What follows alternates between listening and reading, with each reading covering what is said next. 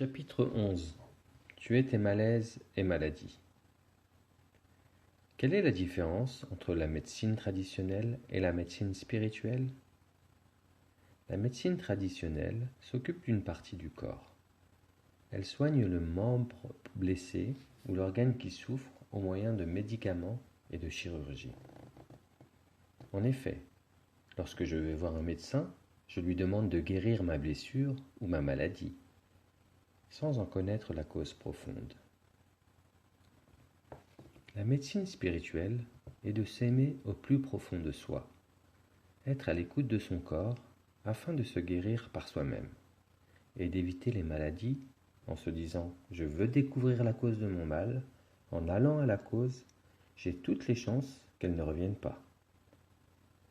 Les maladies karmiques qui proviennent de vies antérieures, elles se retrouvent chez les nouveau-nés ou chez les très jeunes enfants. Il s'agit pour la personne d'en vivre l'expérience dans cette vie pour compléter quelque chose qui ne l'avait pas été dans une vie antérieure. Les maladies mentales sont créées par de très grandes peurs qu'une maladie arrive. Celle-ci est créée par son propre pouvoir mental. Si un problème se localise sur le côté droit de ton corps, il est relié au principe masculin de l'être, la force, la puissance, le courage. Il est la partie qui agit. Il a été influencé par ton père. Observe donc le lien qu'il pourrait y avoir avec ton père et ses différents attributs concernant ce problème. Le côté gauche, féminin, représente le charme et la délicatesse, la réceptivité et créativité. Il t'a été appris par ta mère. Lorsque ton corps te parle au moyen de malaise ou de maladie, c'est pour te rendre conscient de quelque chose que tu ne sais pas encore, dont tu ne te rends pas compte en ce moment. Ne te rends jamais coupable de ce que tu découvriras. Il faut accepter ce que l'on est, se pardonner de ce que l'on a pu être et de s'aimer présentement. Quand tu découvres un aspect de toi que tu n'apprécies pas beaucoup, dis-toi joyeusement « bravo », car je viens de découvrir la cause de beaucoup d'ennuis passés. Maintenant que j'en suis conscient, je vais passer à l'action pour transformer ma vie en mieux. L'énergie qu'il y a dans ton corps est illimitée. Cette énergie est régulée par ce que l'on appelle les chakras. On a tous 7 chakras en nous.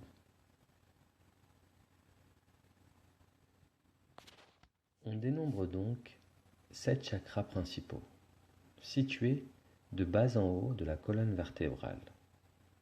Le chakra racine, le chakra sacré, le chakra du plexus solaire, le chakra du cœur, le chakra de la gorge, le chakra du troisième œil et le chakra couronne.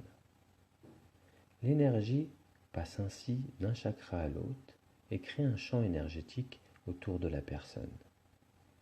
Les chakras alimentent et sont alimentés par l'énergie du corps dans son ensemble, sur le principe des vases communicants. Tu trouveras une description des 7 chakras et quelques maladies ou mots reliés à chacun des chakras, ainsi que leur signification. Le premier chakra, le chakra racine. Il se trouve entre les organes génitaux et l'anus, au niveau du périnée, à la base de la colonne vertébrale, pour faire un peu plus simple. Les personnes qui ont des problèmes dans cette région du corps ont des peurs reliées à leur vie matérielle et physique. Elles se sentent souvent abandonnées.